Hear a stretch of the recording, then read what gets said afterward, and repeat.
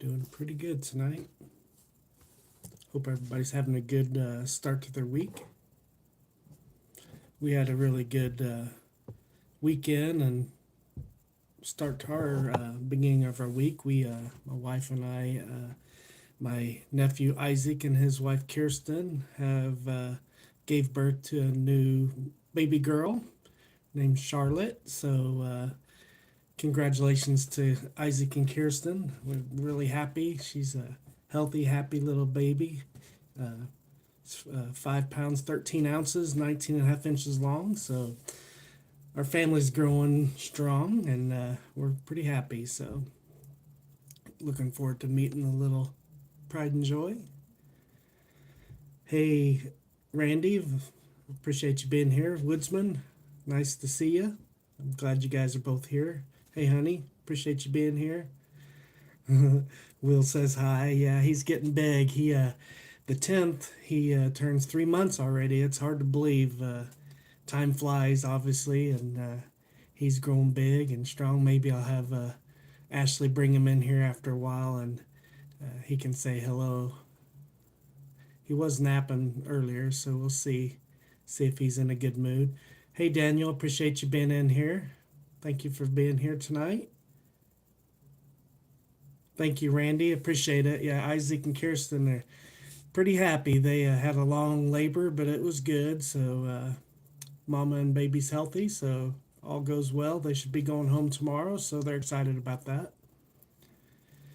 Thank you, Woodsman. Appreciate it. Beard and the Boss Lady, how are you? I appreciate you coming in. Thank you. Yeah, thank you, man. Yeah, my wife picked it up for me. I love it. Nice 60. I'll show you the whole shirt. 428. 69 Ford Mustang Boss. Good old classic. Can't beat it. The old square body Chevrolet pickups. I love those. My nephew's got a really nice square body. It reminds me a lot of my dad's farm truck growing up when I was a kid. Thank you. Yeah, I like the shirt. I pretty much I like Fords. I like Chevys, old Dodges. I like pretty much all the old classics. Can't go wrong with really any of them. I'm pretty partial to Mustangs, but I do like Camaros and Chargers and Challengers and you name it. My dad had a GTX. It was really cool. But yeah, I figured I'd get on here and tell everybody the good news. And Will's doing good. I'm doing good. I'm hoping to get out and get a camp going here soon. It's going over all the deals for this week, and man, like Randy said on the earlier, that is making him want to get out and go camping. I really need to get out too, as you can all expect. We're all busy, and winter has hit everywhere pretty quickly, so I don't necessarily have a topic tonight, but I kind of do. I've got a bunch of news articles from the outdoor, from like Appalachian trails and different news articles that I want to go over. Obviously, since winter's hitting early, a lot of places, especially up north, is getting hit pretty bad, and there's a lot of senseless things going on already this winter that people would be more prepared and things that we've talked about on the lives many times, but it's a sad situation. There's several people that's already lost their lives, so it's unfortunate, but that's where being as prepared as you can be plays a part, obviously. Let's see here. Vanessa, I appreciate you being here. Thank you for coming in tonight. Glad to see everybody here.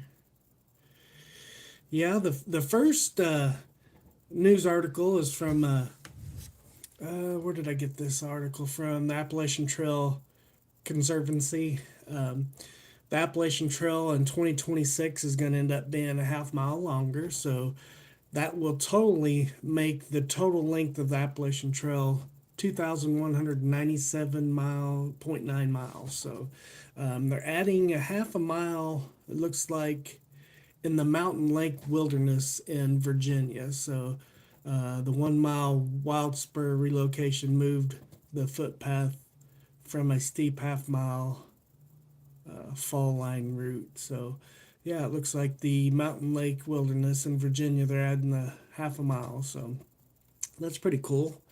Pretty cool. I know there's another article, I believe in the Appalachian Trail. Let me look here. I think there is a section of, yeah, a popular section of the Appalachian Trail Summit during search for missing man. Um, Let me see what's involved in that. I didn't actually bring up that article. I should have. I meant to earlier, but yeah, there's a missing man in the Appalachian Trail. Let me see which. It's a 67-year-old man. Uh, he's a SMU law professor, Charles Hosh, who disappeared November 11th, 2025, after hiking the Brian Herbert Reach Trail. So, yeah, they've got that asking hikers to stay off that part of the trail in the hunt for the missing hiker.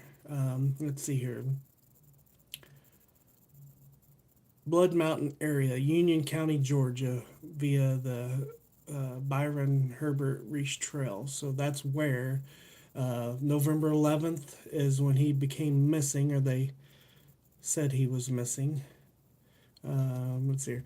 And they want people to stay off of to keep the area clear for search and rescue, including canines and helicopters, to ensure hiker safety due to the cold and difficult terrain. Let's see here. The official search actually has ended, but the family has hired private teams to continue the search. So, yeah, he's a 67-year. Let's see, is a 67-year-old? I'm pretty, yeah, 67-year-old man. So that's sad, but hopefully they will find him, or maybe he's safe. Hopefully he ends up being safe, and but that's quite a long time of not being heard from. So, hey Ken, I appreciate you being here, brother. Thank you for stopping in tonight. Like I said, don't really have a topic tonight, but I am going over some news articles that I thought was interesting and important for our community, and important for all communities, obviously, but especially hits close to home, hikers and campers and that type of thing. So, hey Herbert, appreciate you being here. Thank you for stopping in. Hey Nancy, appreciate you being here. You didn't miss a whole lot, Herbert, other than, well, yeah, our family grew more. Isaac, my nephew Isaac, and Kirsten had Kirsten gave birth to a 5 pound, 13 ounce baby girl yesterday. She was 19 and a half inches long. Her name's Charlotte, so we're looking forward to meeting her. Mama and baby's healthy and doing well, so can't ask for much more than that. So, congratulations to Isaac and Kirsten if you guys are watching. Let's see here. Appreciate that, Herbert. Yeah, that first news article was the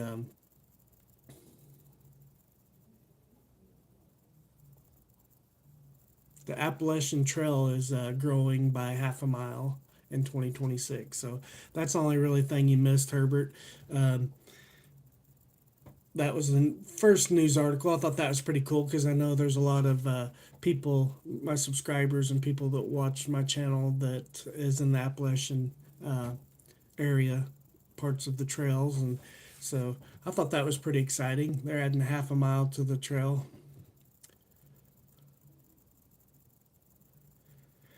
Yep, lifelong friend. Yep, we was thinking that they're going to be such good buddies and grow up together. And of course, my granddaughter, she will turn 3 in this coming February, so she's not too far ahead of them. So they all three will be able to grow up together. So I'm pretty excited about that.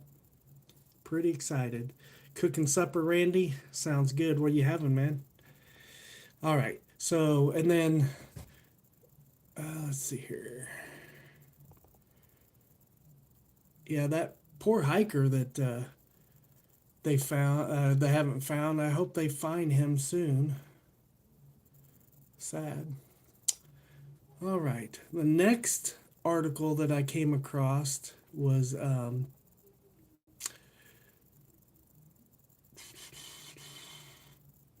the police want hikers to help with the 24 year old murder case in the White Mountains. Let's see here. This article was December 4th, 2025. The Visitor Center, Pinkham Notch in New Hampshire. Um, there was a Canadian hiker. Um, let's see here. Louise Caput was 52-year-old psychologist from Sherbrooke, Quebec in 2001 was hiking uh, the White Mountains. And let's see here.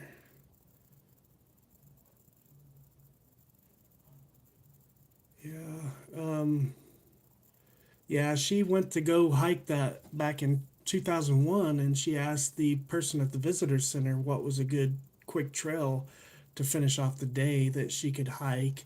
And they suggested, the clerk at the visitor center suggested the Lost Pond Trail was the trail she was on. So when they found, the authorities, law enforcement found, located Kaput's car, the silver Ford Focus, at the Deredisma Trail, where I guess that's how you pronounce it, near the visitor center.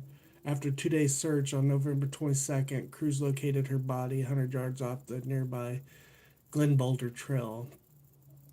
So the autopsy showed that she had been stabbed several times, and they ruled it a homicide. So of course it's never been solved. So they're asking for extra help on this particular murder case on the White Mountains. She was from Canada, so yeah, I thought that was an interesting news article. Coming from this year with the luckily they found the teacher that killed those two husband and wife in Arkansas on the trails down at Devil's Den. Um, that sparked, I know, a lot of different unsolved murder cases in the outdoors that they're reopening and trying to find new evidence and help on solving some of these, which is good. All things happen, there's good things that happen through tragedy as well. I'm hoping it'll help solve a lot of other unsolved murder cases. It's sad, but um, that's how evil our world is. So be aware, and not just of wildlife, but of people, especially. Bear spray works good on either one. So I'm just packing and filing some totes for my overlanding build. Awesome, Ken. That's exciting to see that. Yeah, I'm wanting to do some more overlanding, some car camping this winter for sure.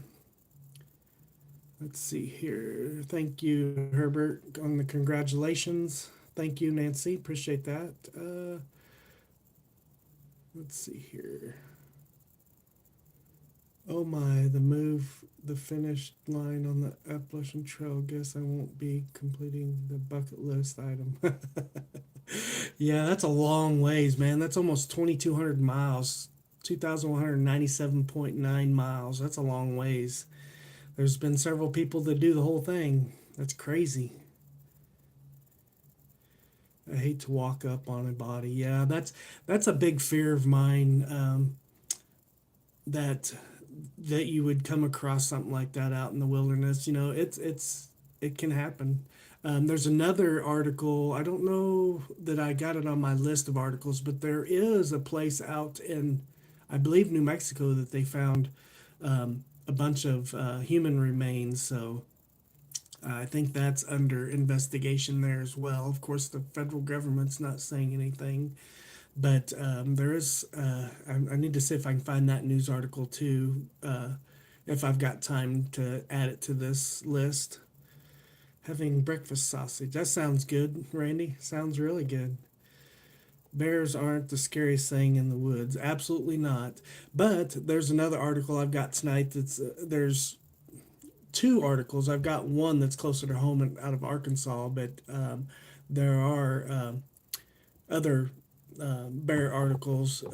I didn't deem the other ones were pretty much all of them were like we've discussed in the past lives were just careless mistakes and careless usage of food and getting close to wildlife type things that could have been avoided.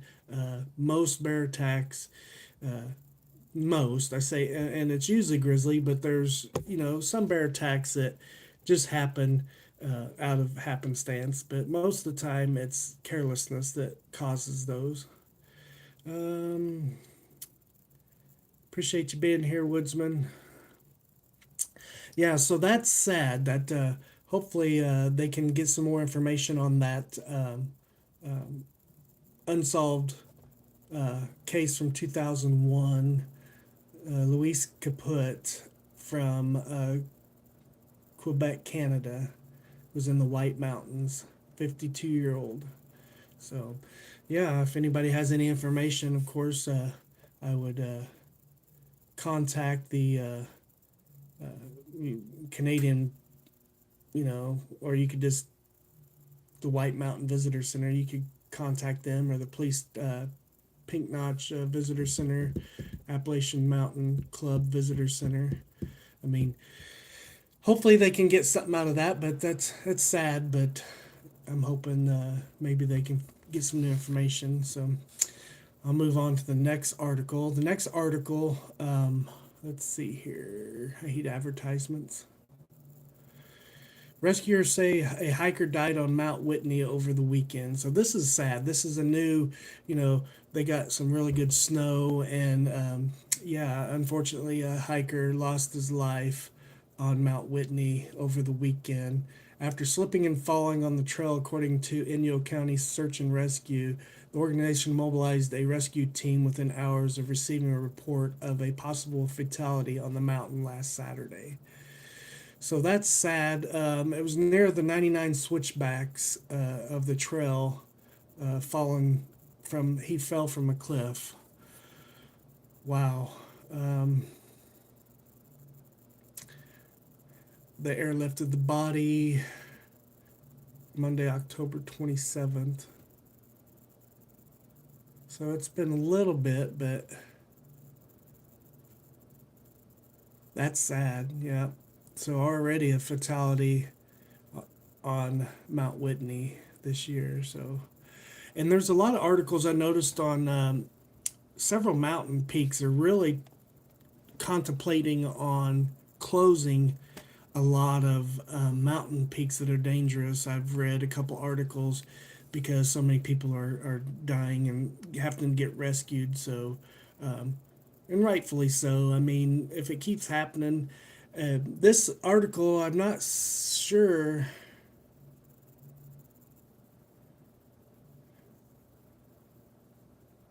I'm not sure if it was. It didn't go on a lot of how he fell and the details of it. I don't know if they have the details, but it was 14,505 feet to the summit. So that's tragic. That's horrible. Very low temperature, snow and ice, had high winds. Who knows? But he fell, unfortunately, and lost his life. It's sad. I wish we would have had a little more information to know, if he was well prepared. He was an avid hiker, it does say. So I'm assuming he had all the proper gear. Could have just been a natural, accident. But it's sad, very sad. I pray for the family, all the families that are involved in the tragedies that are I've covered, that I'm going to cover on some of these stories. So just keep family members in your prayers. All right. Hey, Glenn, appreciate you being here. Sorry I didn't see you coming in right after Woodsman said hi. Appreciate you being here. Just going over a few news articles and My wife made some hot chocolate earlier. I appreciate it, honey. Sorry I didn't get to do a live last week. A lot of things came up, and but normally if I'm going live, there's going to be a scheduled live days, at least a day ahead or more. I usually try to schedule my lives, so if there's any question whether I'm going live, you can just look on my live list on my channel, and um, I know a lot of people don't get the notifications, but um, normally I also post if I'm not going live. But I just there was we went out of town and I just couldn't do a live. So, and I just dropped the ball and didn't let anybody know that I wasn't doing a live. So, but I appreciate you guys asking and being concerned. Took 2 days to evaluate the body. Yeah, that's crazy. Um, I got the whole article here, but I've got a bunch of windows open. It's hard to go over each one of them. Low temperatures. Yeah, that's crazy. It's weathered hindered the search. Yeah, to getting the body up. Took a couple days. That's crazy that, you know, you don't know when or where, even if you are an avid hiker or backpacker, um, outdoorsman, hunter, whatever the case may be, accidents happen.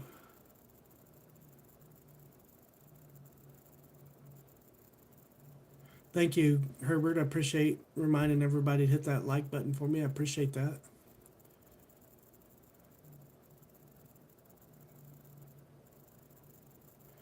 All right, I'll let him know, Randy. I miss him too, man.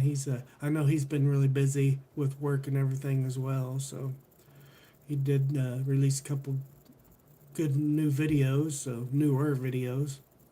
I'm still way behind, obviously, but slowly getting caught up.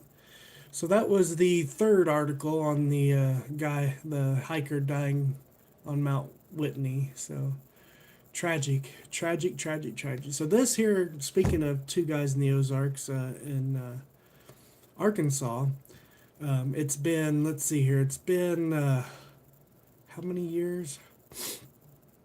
It's been several years since they've had any deaths involving bears, but there's two rare fatal bear attacks in Arkansas, the state of Arkansas, within a month. Um, Century. It's been a century long. Um, First victim was a 72-year-old Vernon Patton in Franklin County. So, first attack, and then a 60-year-old camper near Sam's Throne, Sparkling Concern. Let's see here. So, a 60-year-old camper near Sam's Throne. Let's see here. Uh, so, officials prompting wildlife to advise caution with bears. The first in September involved a man on a tractor. The second in early October involving a lone camper, both near Ozark Mountains, leading to investigations by Arkansas Game and Fish Commission. Let's see here. Details. The first attack was in early September. The 72-year-old was attacked by a juvenile black bear while working on his tractor in Mulberry Mountain area of Franklin County. So that's unfortunate. You know, the bear could have been a female and had a juvenile. It was a juvenile bear, but I mean, it could have, who knows why it would have attacked them. That's unfortunate. That's a rare, like it says, rare occasion. Uh, that's pretty sad, obviously, but you know, um, prayers to the family for sure. The second attack happened in early October. The 60-year-old man from Missouri was found deceased near his campsite at Sam's Throne Recreational Area in Newton County, with evidence pointing to a bear attack. So that's sad as well. Let's see here. Yeah, it's been over 100 years since they had any kind of a fatal bear attack from 1862. Um, this The officials warned campers to maintain distance from wildlife and secure food as these attacks highlighted unusual bear behavior. So it is definitely both of them were seem to be very unusual. Um, but it doesn't. I'm trying to read why. It didn't say much about the guy in the camp. They found his body. So it could have been food. We don't know. They probably don't really know for sure how the second man lost his life, but I definitely pray for the family. It's tragic no matter whether it was his fault or not. Um, you know, they are rare, especially with black bears for sure. That's crazy. Hey, Frank Explorations, I appreciate you coming in.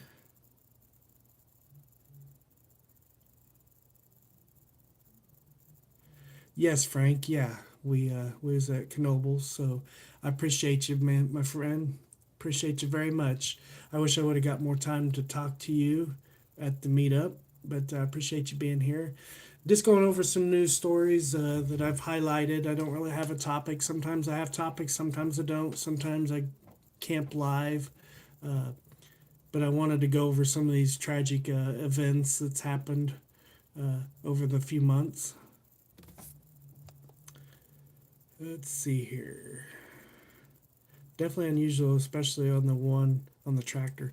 Yeah, and he could have it could have been making a noise the bear didn't like. Could have been close to the bear's den. We don't know the details of it, but obviously the bear didn't like what he was doing. So uh, no bear attacks. Not tech. Really the topic. It's just certain articles that I've pulled from news articles that I was reading today. Most of the news articles I got from the outdoor magazine, backpack magazine, outdoor magazine, the same one. Um, but yeah, um, happens to be one of the stories is the black bear. Appreciate you, Mission Wicked. Awesome. I appreciate you being here. Yeah, everyone here is great people, Glenn, for sure. This community is the best, for sure. Even Herb probably had a cub. Yeah, Glenn, it did say it was a juvenile, so I mean, it could have still had a cub for sure, protecting its cub. Who knows? Um, Being a juvenile doesn't mean it's not old enough to be a mother, so that's very much a possibility too. Or just being in their territory and, like I said, making a noise that it didn't like. Who knows? But I thought that was very tragic and very rare. That was shocking to me to see. So, um, but you never think working on a tractor you need bear spray. The guy camping obviously was. He was by himself. Maybe he had bear spray, maybe he didn't. Maybe it happened when he's sleeping. We don't know the details. So it's tragic nonetheless. So just being aware, just like the Arkansas Game and Fish is just telling everybody to be aware of your food and your surroundings. Typical, but pray for the families for sure. Move on to the next. Let's see. You saw you live and wanted to pop in for a bit. Bear population growing in New England. Encounters never happened when I was younger.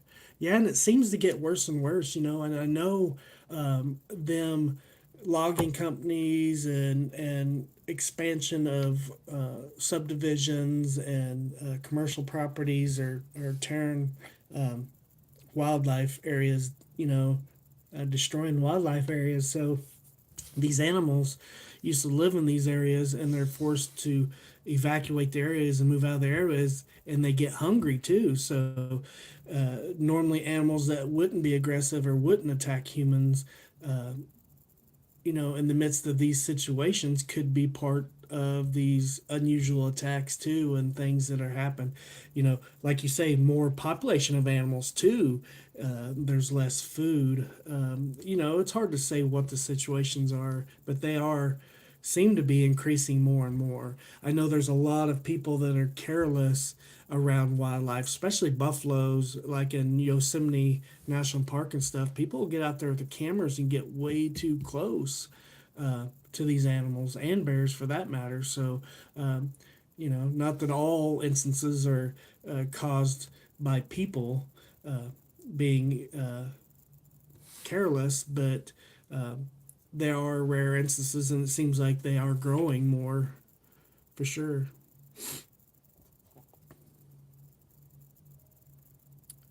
Had something really bad happen at work over the weekend. Oh no, Glenn! I hope it wasn't a person. I hope it wasn't real bad. Hope everything's okay. Not every week we see a pic on the local AM radio station Facebook page. Yeah, absolutely. Um, there's always seems like something happening. And that's just kind of why I want to bring up some of these articles. Just I know we're all aware and we try to be, but even to be more aware because you don't know. People, like you say, are your worst enemies, and they're so unpredictable. But animals can be too. So that means being prepared either way, having your head on a swivel, be aware of your surroundings at all time. It will help. Doesn't mean that something can't still happen, but uh, try to go out of your way to be prepared. The next article, let's see here.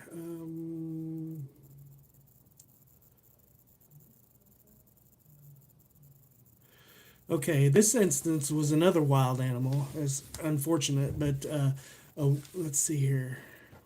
Let's see.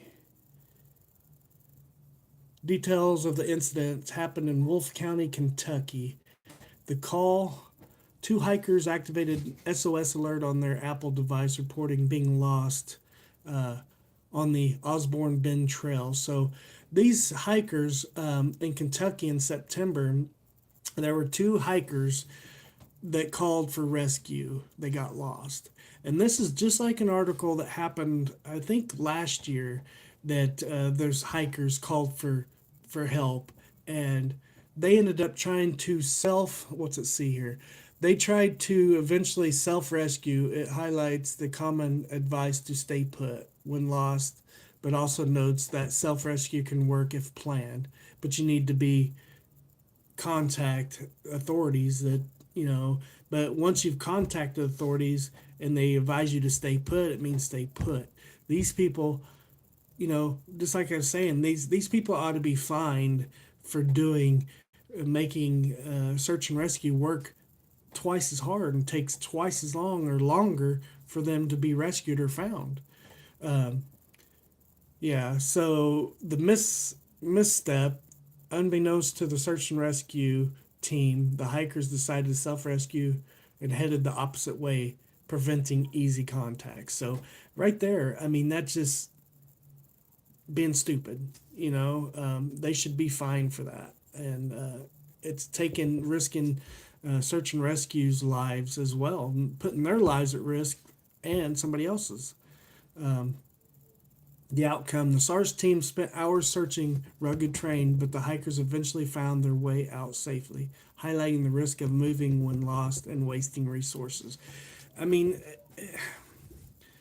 if you get out and get lost, it's one thing. And if it's not, don't be embarrassed if you have to call for rescue, but do what the search and rescue or team tells you to do. Stay put, you need to stay put.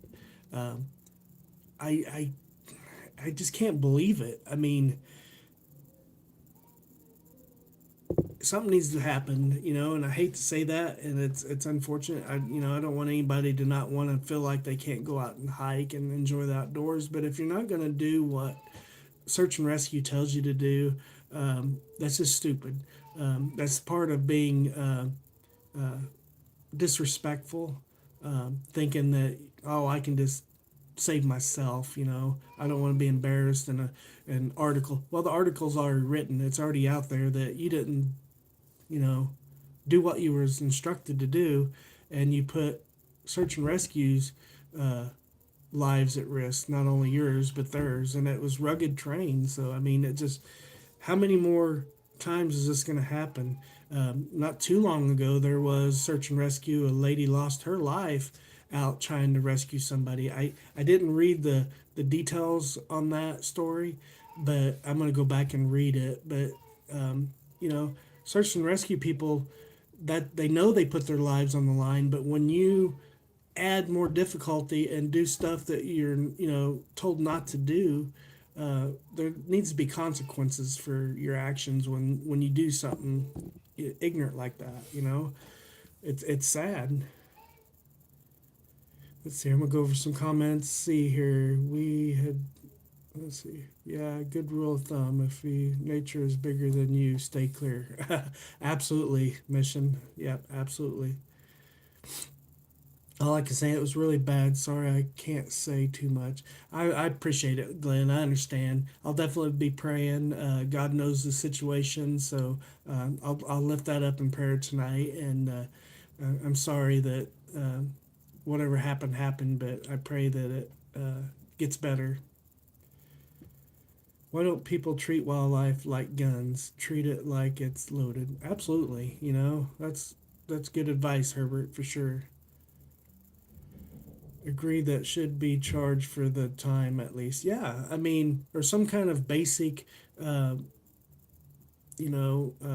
fee, you know, for having to, you know, I mean, what price would you put on a person's life, risking search and rescue's lives? I mean, you don't want to spit in their face and say, "Oh, it's just a $50 fine."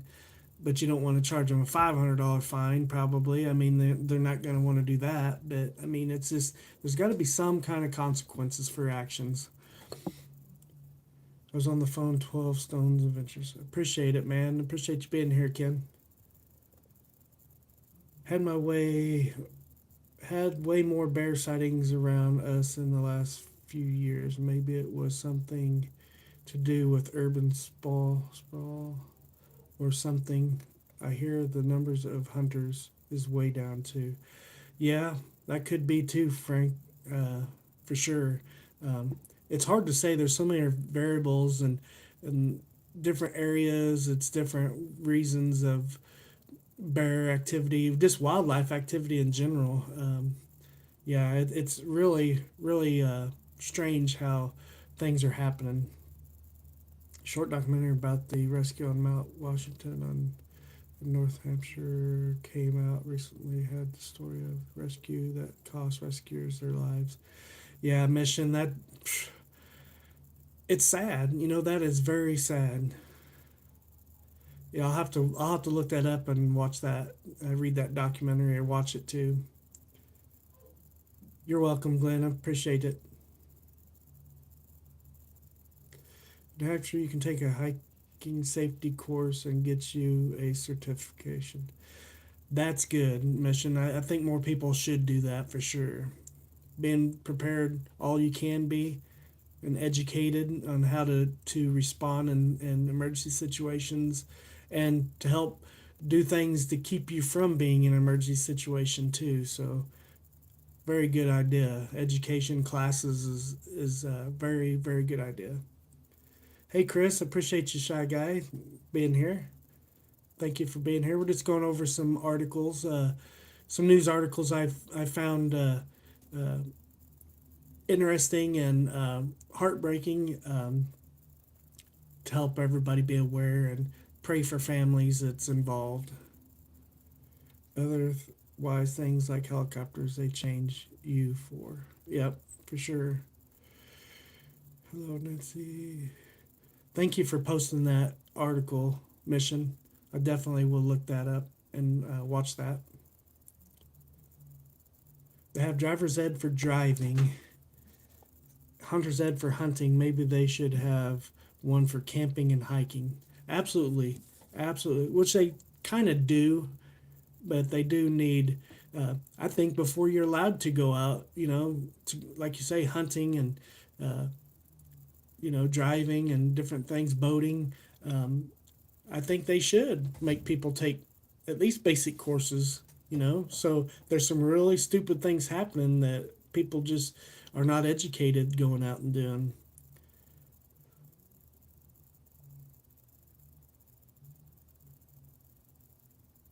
If anyone wants to get the hiking card, yeah, yep, for sure. I hate to say it, but I mean, there's a lot of people that need it for sure, for sure. So, yep. So that's the next one. Hikers not staying put when they're told to. That's a shame. Next article here: Utah father Mitch Smith is facing 6 degree fel. Oh wow, six first-degree felony charges, including aggravated child abuse, child torture, after an ill-prepared hike with his 3 young children resulted in severe injuries and rescue operations. So there you go. I mean, a father should know better. Um, but he's going to get charged. I mean, 6 first-degree felonies. Justice may be served. And it's unfortunate, sad that, he could get prison time and be away from his kids, but he could have got the kids killed and never have the kids again. Um, you know, is that uh, that's kind of what I'm talking about. This kind of you can't have this degree of penalties for you know the SOS, the hikers not staying put. But I mean, this is pretty severe. I mean, you putting your children at risk, just like the father and son that went out and went camping and had gear they weren't prepared. They went out in cold weather and they both ended up dying. That was so sad and unfortunate, but this could have happened as well. The incident details the hike in October of this year. Smith, 31, took his children, ages 2, 4, and 8, on the hard rated Broads Fork Trail in Big Cottonwood Canyon without checking the weather forecast. The trail is not recommended for children or beginners, and even experienced search and rescue teams face difficulty and injuries during the rescue. So, not only does kids get injured, but the search and rescue people got injured. So, that's why such a severe uh, um, you know, I mean, it is important. It is serious. Not only as kids, but the the search and rescue people got injured. I mean, I think that's justice. I think it is good. I mean, it's unfortunate. Um, I don't know. I mean, that instant there. I mean, I don't know if education. I mean, that's just plain stupid. I mean, you had plenty of warnings on the hiking trail. I'm sure at the trailheads. Um, it was just carelessness. I mean, that there's no reason for that whatsoever. Um, that guy had no business taking this himself out there, let alone children out there. Um, Good. I'm glad. I'm glad that they're gonna get justice for that for sure. Those kids could have lost their life. You don't want anybody losing their life, and I don't want their dad losing their life. But it's one thing if you lose your own life, but when you affect other people, that's one. That's another thing entirely. Yeah, making one bad decision for yourself is one thing. Bringing others along something else entirely. Absolutely, it's horrible. It's horrible. Affects the whole family, not just the father or the kids. Affects the mother, grandparents, all the family. Yeah, that young, 2, 4, and 8. That's so young. 2-year-old on a hike. I mean, if it's a flat hike and it's a beginner, and it's like a quarter-mile hike, something that's a 2-year-old, but I mean, advanced hike, yeah, that's just stupid. Stupid. Kids or elderly. Yeah, absolutely. Yeah. Scouts, they taught us to never hike or camp alone. A team of 3 was minimum. That way, if someone gets hurt, one can stay with them and the other goes for help. Yep, for sure, Randy. Uh, let's see here. I'm elderly and I know not to hike without proper donut burger. Got to keep your energy up. You know, the carb levels got to be high when you're uh, doing a difficult hike. So yeah, you definitely need those donut burgers to keep your energy levels up. I wanted to do scouts as a kid. Yeah, I enjoyed scouts, and I did Royal Rangers as well, which was Royal Rangers is the Christian version of scouts, pretty much. I really enjoyed it a lot. I enjoyed both of them, learned a lot from both, but Royal Rangers, of course, was more spiritual, edifying, which was nice, and you learned uh, the camping and all the merit badges as well. So both are very good organizations for sure. Some of my best memories as a young man were in scouts. Yep. Hey, Granny Southern Corner. Appreciate you being here. Thank you for coming by tonight. Appreciate it. Just going over a few news articles that were unfortunate the last few months here, and but don't really have a topic, so it's kind of open. But I'm going over some news articles for some uh, chatting to help conversation go, which we don't have a hard time conversating in this community, so that's good. In Maine, they have a story that was written by a 12-year-old who was lost for days. He's now an old man, but the book is called Lost on a Mountain in Maine. There was a new movie in 2024. I'll have to look that up. That would be awesome to watch. I like the real story based on true story books and movies. I did scouts. The only thing I remember was a Pinewood Derby. Yeah, Pinewood Derby was pretty awesome. We did it in Royal Rangers as well. Okay, so yeah, that was unfortunate with the father and the kids, but luckily the kids, nobody lost their lives. So that was the positive part of that outcome was nobody lost their life. It is unfortunate that people do lose their lives, but you can always get something good out of tragedy if you look hard enough. So that's my takeaway from that is thank God nobody lost their life, especially the kids. Um, let's see here. The next. Uh, well, was that all? That can't be all the articles, was it? Yep. So that was 8 articles. Um, the Appalachian Trail is increasing by half a mile in 2026.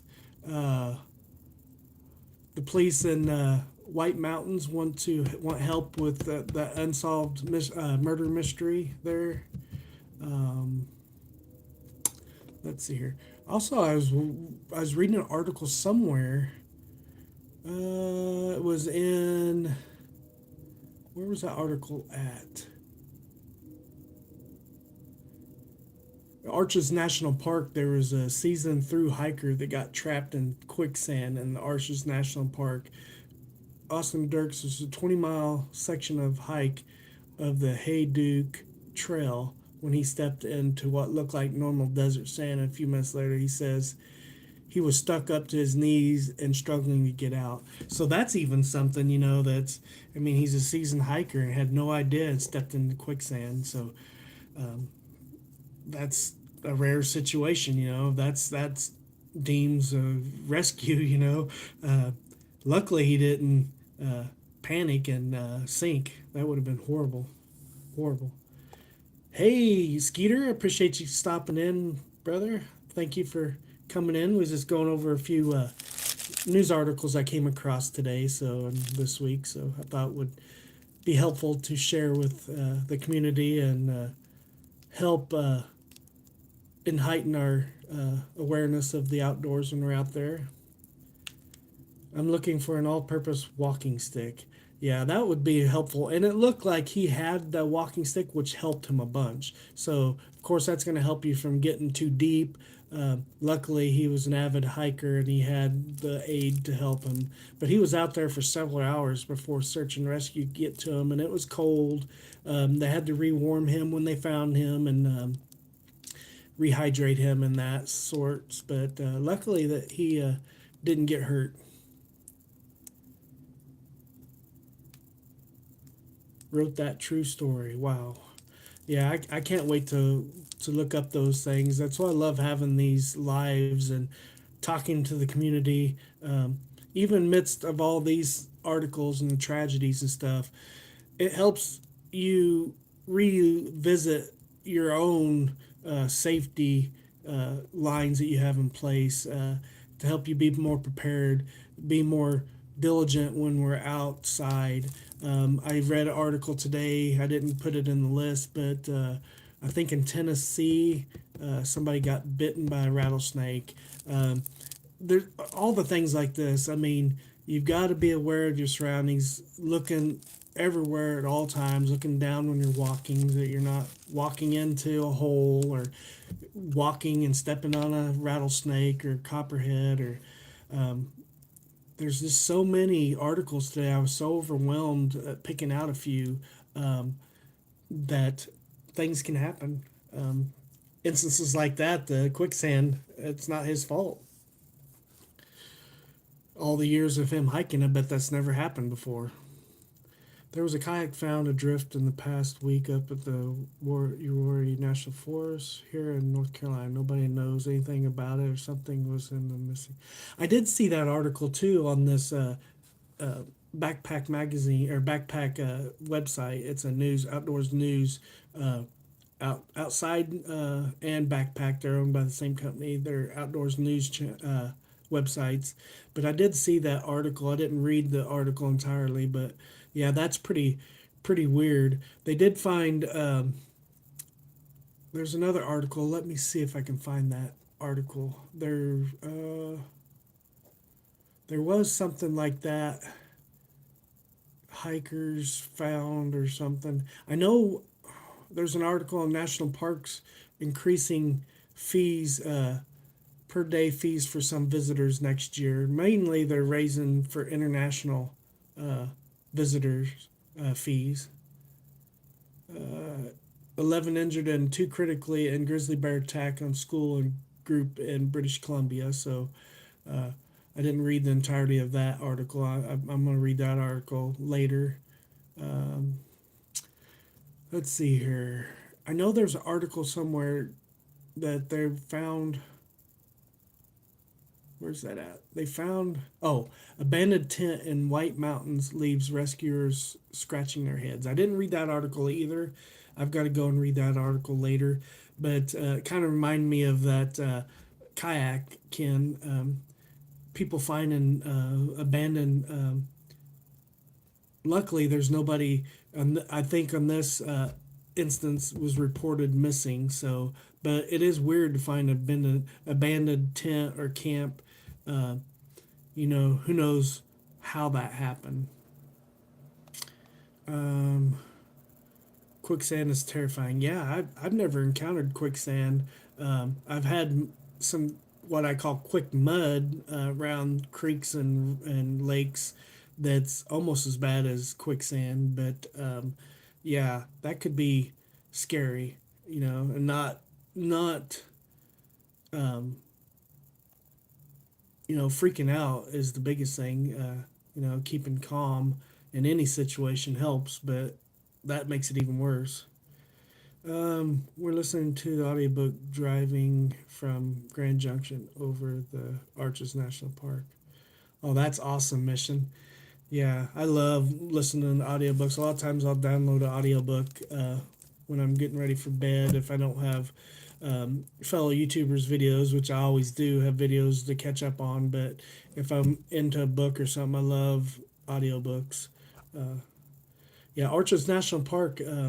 There's a lot of things going on. I know the National Parks Department is contemplating on doing away with some of the reservation systems on some of the parks. And I think, if I'm not mistaken, the Arches National Park's part of that, I think, to help because combat them being so overly crowded. They have tested a few other parks with that, and it's decreased the uh, uh, traffic by like 12%. So it's helped several different parks. So I did read, kind of seen that headline or that article about the national parks trying to combat packed parks. So that's always a good thing. That's the reason I don't go to parks like that, because I don't like being around all the people. Uh, Thank you, Granny's Southern Corner. I appreciate you reminding everybody hit that thumbs up. I appreciate that. Helps the channel a lot. Thank you. Herbert, FYI, Lost in the Mountain in Maine is available on Prime.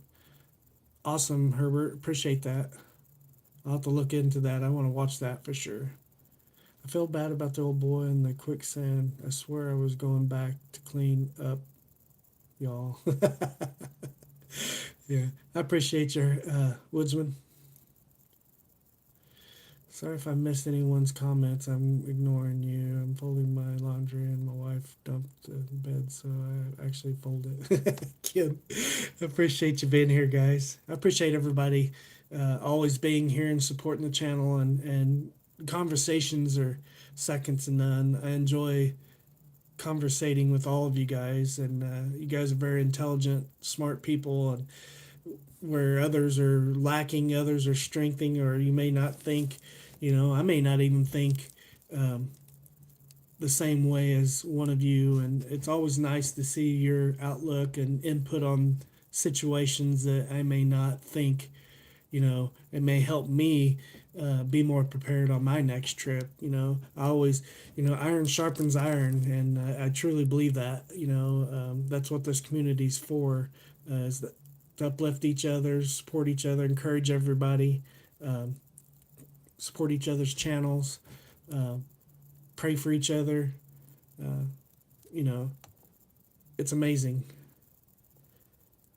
In Acacia, they have a road up Cadillac, have passes. I would have been here sooner, but work ran late. Well, I appreciate it, Chris.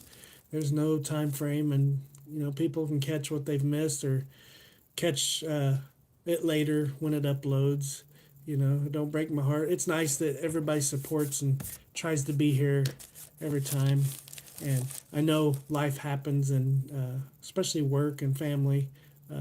It's happened to me a lot lately. So, uh, but I do go back and watch people's lives. Even if I'm not there on the live, I do go back and watch the live. So I try to support everybody as well. But I appreciate you guys being here.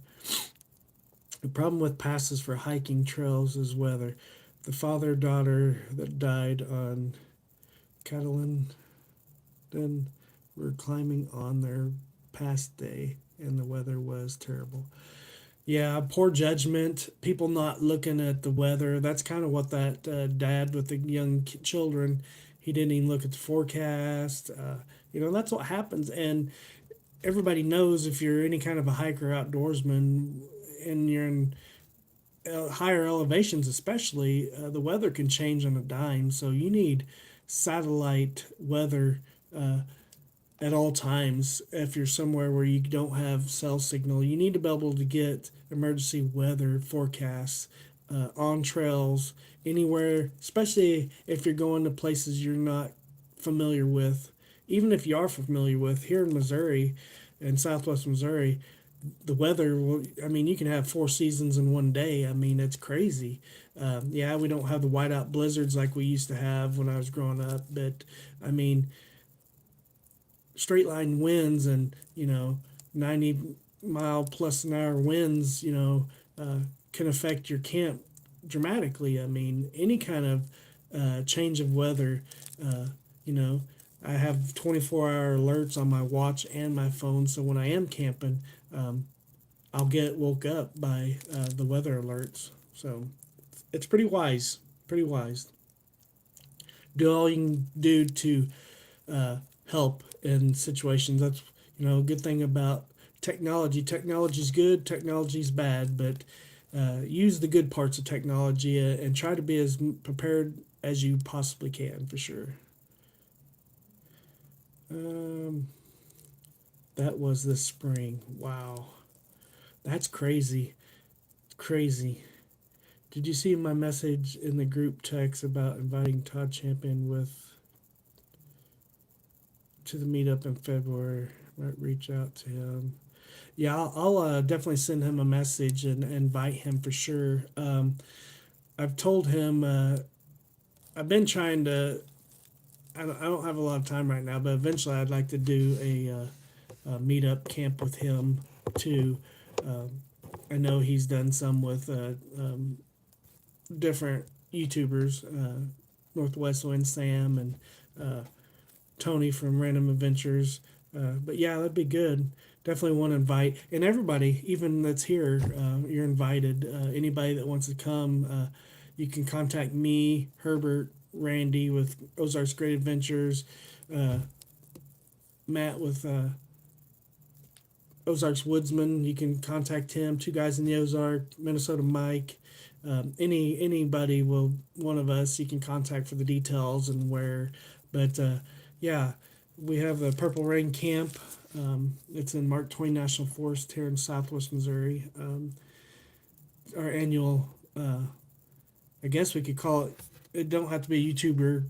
You know, I'd like to see more kids. Even if you've got kids, bring them. You know, we need to bring up the next generations in the outdoors and keep them prepared and well educated in the outdoors. So you know they're not amongst some of these people that make poor decisions that go out that are uneducated or unprepared to be out in the wilderness. So I look forward to it. You know, I would like to see it grow. I know Nolan from Mission Discover in Pennsylvania is going to be here this year, a new addition. I don't know if Adam has confirmed that he's making it this year or not. Being so busy, I haven't kept up with the group chat like I should, but I've tried to go back and skim through and pick up on things that I've missed. Um, I'm moving to Texas in 3 years. I'm also going to buy some property in Oklahoma or Missouri so we can do meetups on the start of Midwest Hammock Kings. Awesome. Yeah, Ken, that's a great idea. Yep. Definitely need to get that going for sure.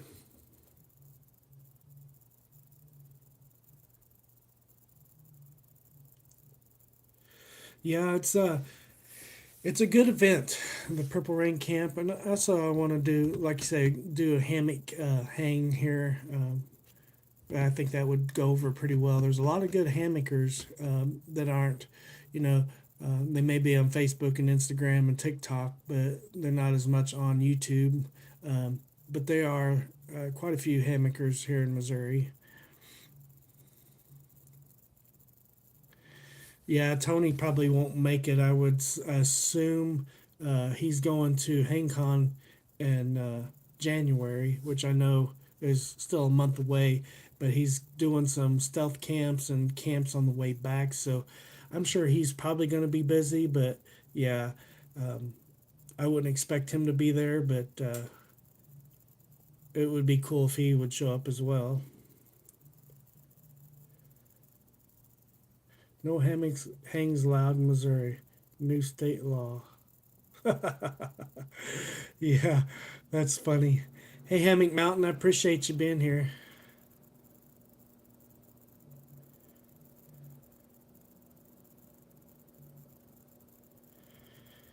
Yeah, um,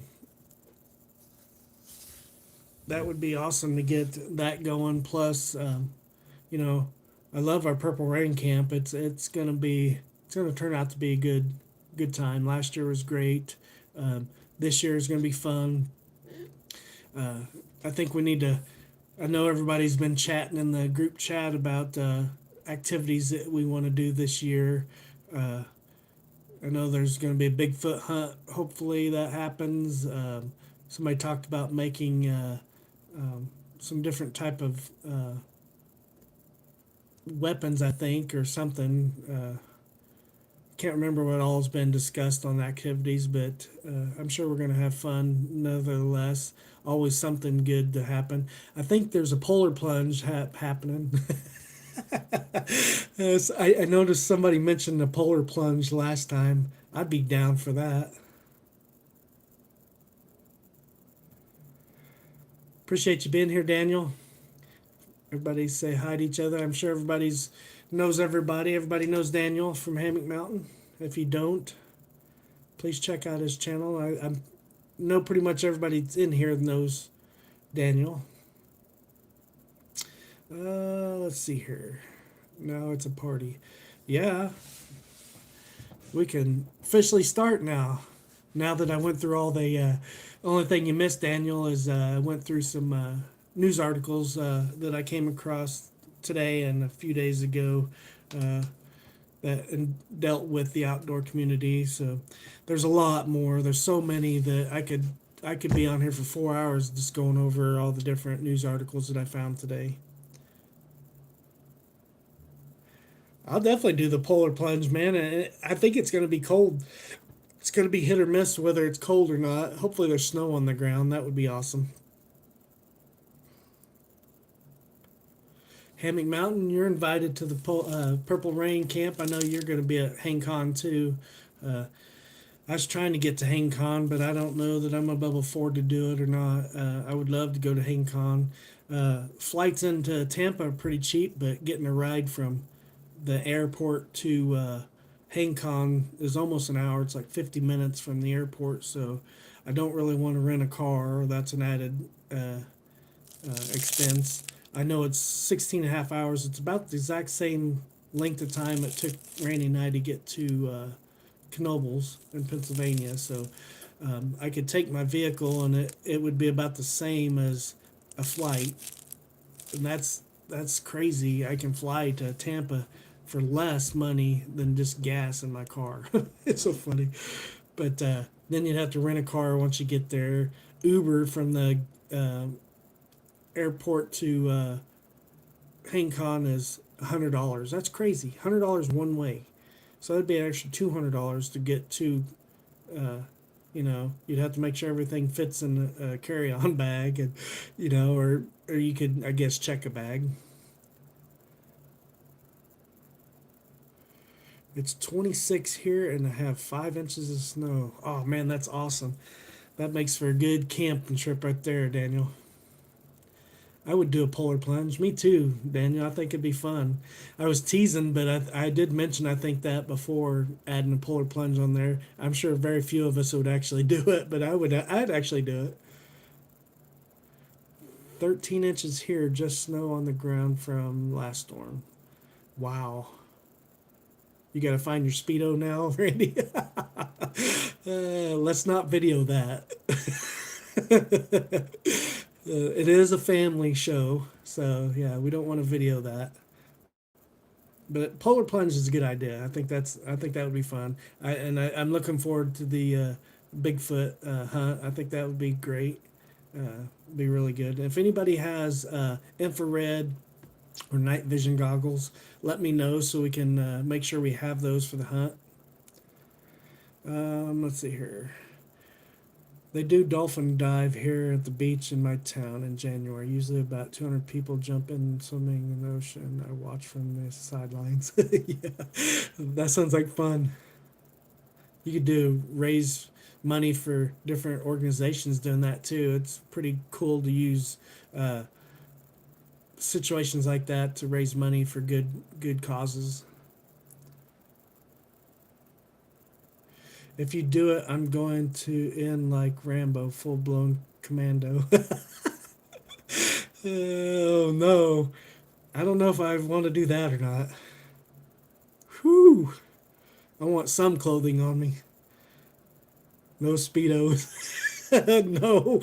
No. That hammock would freeze, wouldn't it? Okay, change the subject. Thank goodness I have a hot tent stove now. Talk is making me cold. Yeah, I definitely have to have a fire roaring, that community fire over by the creek, rip roaring before I jump in. I want to make sure I can warm up when I get out, or at least have a electric blanket on sidelines or something. Let's see here. I have some IR goggles that record with extra memory cards also. Oh, that's awesome, Woodsman. if you wouldn't mind bringing that, we could use that for sure. And I definitely want to be serious about it and document the whole situation. Either one or a couple of us document the hunt. I think it'd be a lot of fun. See what all we hear and find, and all the different wildlife at night as well. It'll be interesting. I think my phone do just as good as those Timu night vision goggles. Yeah, there's a lot of apps for the phones that works somewhat decent. I've played around with a couple of those. You can't zoom in as much on some phones, but there are some good night vision goggles. I'd like to have infrared as well. Hey, Outdoors with Den, I appreciate you being here, Den. Yeah, no specific topic. I just went over some news articles. If you missed them, you can go back earlier after this video uploads and watch some of those articles. There's some unfortunate events that happened in the last few months, and uh, but yeah, there's some good ones to read. Um, like I said, I could go over a million more articles. I just picked a few to go over today, kind of to heighten our awareness of the outdoors when we're out there and use instances like these to help us better ourselves, be more prepared, be more vigilant when we're out there. My night vision goggles work really well. Yeah, I think you used those on a video, didn't you, Daniel? I think I remember seeing you use those night vision goggles on one of your videos. Yeah, I want to get a good pair eventually. Thermal goggles, yeah. Thermal would be good. I'd like to have the thermal lenses for my drone. I think that would be really cool because I know a guy on YouTube that has a channel that does nothing but night thermal visuals with his drone at night, searching for Bigfoot. He looks for Bigfoot and different animals too, but specifically Bigfoot, and he uses his thermal imaging with his drone, which is really cool. I can't remember the name of his channel, or I'd shout him out right now, but really good channel. I'm sure if you searched Bigfoot thermal imaging with drone, I'm sure you could come across this. I can't remember the name of his channel. It's been a while since I'm not subscribed, but I've watched a few of his videos.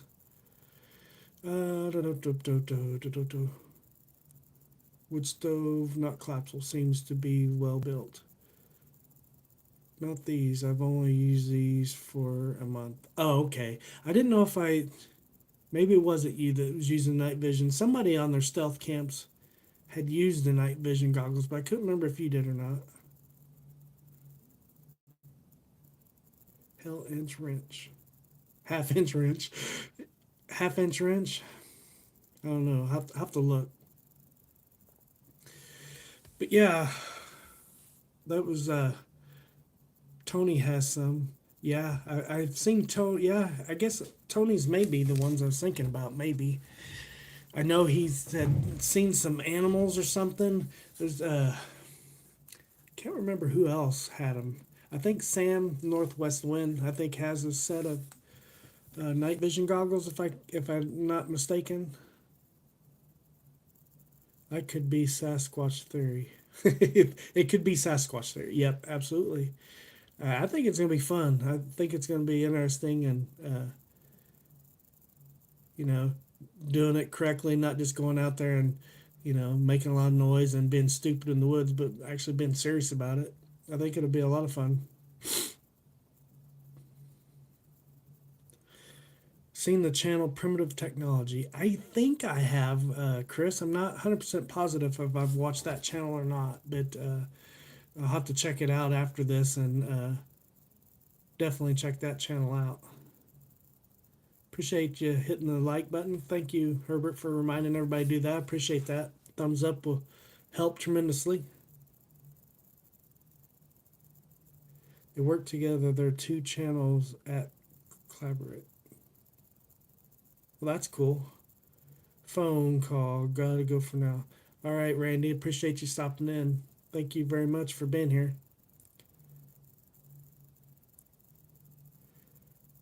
Guy could survive the world ending, lol.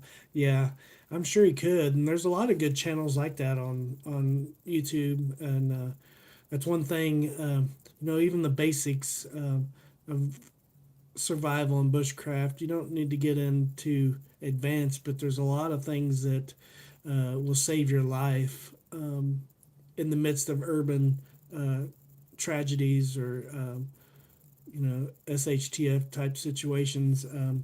You know, basic things will save your life. For sure. Not everybody's just going to go to the mountains and survive, but there's a lot of people that will, for sure.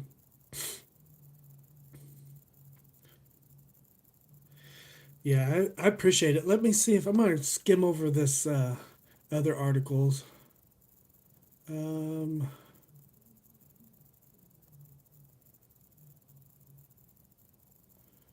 there was hiker found barefoot wearing garbage bag in rain after losing gear. I didn't look at that article. I might have to look at that article. That was interesting. I think I'm going to read that one later. Uh, Lost his gear and was found in the rain in a garbage bag. That didn't sound like a very good situation to be in either. Yeah, I didn't look up that article. Um, and it's so sad nowadays. The internet's got on all these news channels. You have to go to find different art of the full articles. They want you to join their uh, newsletters or their channels to be able to read the full article. So you got to search for the full article. It's everybody's wanting to make money off everything, but you can get the articles, but you have to search for them. I had to do quite a bit of searching to get the free articles on the ones I used. I mean, heaven forbid that, you know, the free press, which the internet's not free press, obviously, but a lot of these channels are just starting websites up just to make a living, which I understand, but um, I like these um,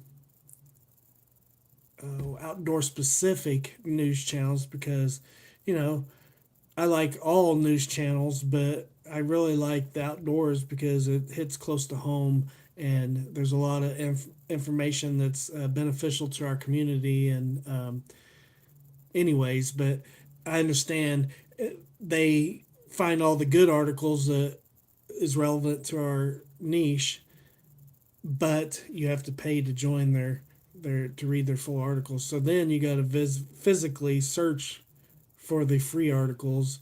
You can usually find them on the internet, but it takes time. Just these 8 articles I found, it took me probably an hour or more to just find the articles on these clips. So I usually use the free sites, the free versions of the sites to get the articles I want to read, and then I'll do search. It's a lot of work, but it's worth it to me to be able to read the articles. Because if you're gonna go to all these different websites, you're going to have a lot of money per month because you got to pay $5 minimum per month to even read the articles. So, I mean, by the time you go to all the different sites that you have to pay for, you're going to spend $100 easily just the news, paying for all these news sites. Y'all have the mountains in the SHTF scenario. I'll stay here on the coast where everyone will be leaving. Yeah, you'll be left alone for sure. There's plenty to do and survive on the coast for sure. The ocean offers a lot for sure for survival. I saw a video this woman uploaded of a grizzly bear destroying her tent. She escaped without her shoes. Rocky Hill, where she was on a rocky hill where she showed the grizzly destroying her tent. Oh, buddy, that'd be a scary situation. Also, not too many months ago, I came across, I don't know if it was real or not, I'm pretty sure it was. I don't know if it was on Instagram or if it was on YouTube Reels. I think it was on YouTube Reels. A guy was camping in his tent and he heard something. It was early morning and he opened his tent and looked outside and a big grizzly bear was just staring at him right, you know, probably 20 feet from his tent. So he zipped the tent back up and then I shouldn't be laughing, but the grizzly started attacking his tent and I didn't it didn't show the outcome of it, so I don't know if it was clickbait or if it was AI generated. It looked real, but you know how AI is pretty good now. But it did look real. I was thinking, oh man, that would be a heck of a wake up call. You want to open your tent and look at the beautiful sunrise and birds and get your coffee on, and you open the tent looking at eye to eye to a bear. That wouldn't be ideal for sure. Uh, Yes, I remember that. It was fast food in the tent with him. He had food in the tent with him. Yeah, I mean that's just crazy. I mean, of course there's going to be bears, any kind of bear, black bear, grizzly, any kind of animal, raccoons. They'll claw through your tent to get in there if you they smell food. You know, they're not necessarily dangerous to you, but I mean, who wants a raccoon clawing through their tent? You know, I mean, it's just idiotic the things that people do. But yeah, let's see here. Um,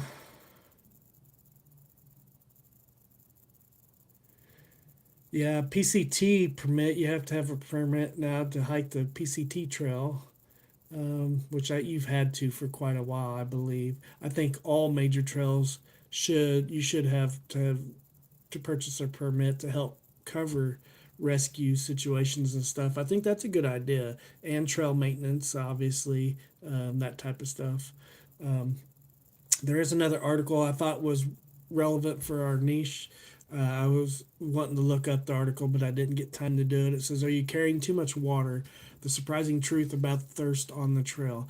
And a lot of times people are carrying too much water. Obviously, water is the heaviest part of your kit for through hikers. That's why you need to plan your trail out and plan where there's water and not carry too much water. I think it's 8 pounds per gallon, I think, if I'm not mistaken. So that's a lot of weight that you don't need to carry if you can get by with not carrying it. Herb says reminds me of the movie A Walk in the Woods. Oh yeah, I remember that one. Let's see here. Yeah, there's a lot of articles in here it's kind of makes me mad. And obviously, a lot of them are stupid articles that don't need to be happening. That people just are careless and just don't care about themselves or nature or anything else. Or you're going to have those people. You can't do anything about it. Government shutdowns brings waves of illegal activity to Yosemite National Park. Yeah, there's a lot to uh, government shutdowns that can affect numerous things. That's unfortunate. I know there's been graffiti at different state parks and national parks. Um, Very unfortunate. I know one lady got fined $15,000 for defacing. I think it's some petroglyphs in New Mexico or somewhere in the Southwest. I'm not 100% sure. I seen that article earlier today. Steep fines for that, which rightfully so. Those are irreplaceable uh, historical landmarks that need to be protected for sure. Um, Mainly off grid. Appreciate you coming in, my brother. Good to see you. Long time no see. Hope you're doing well and your family. Hope you had a good Thanksgiving. There's these things called bear canisters. Oh, well, crazy that people don't use that. I know, and a simple thing of like that could have deterred the bear, protected. You know, if you're stupid enough to have your food in your tent, at least have it in something like that. But odds are you're going to have a smell on the outside of the canister from putting it in there anyways. There's a high probability that you're going to have smells on it anyways. But yeah, I mean, anything that smells, lotions, soaps, anything that's new to wildlife, they're going to be intrigued and want to see what the smell is. You know, it may not be that they're trying to eat whatever, but they may be wanting to know what that smell is. So, just being curious. I carry evaporated water, much lighter. Herbert.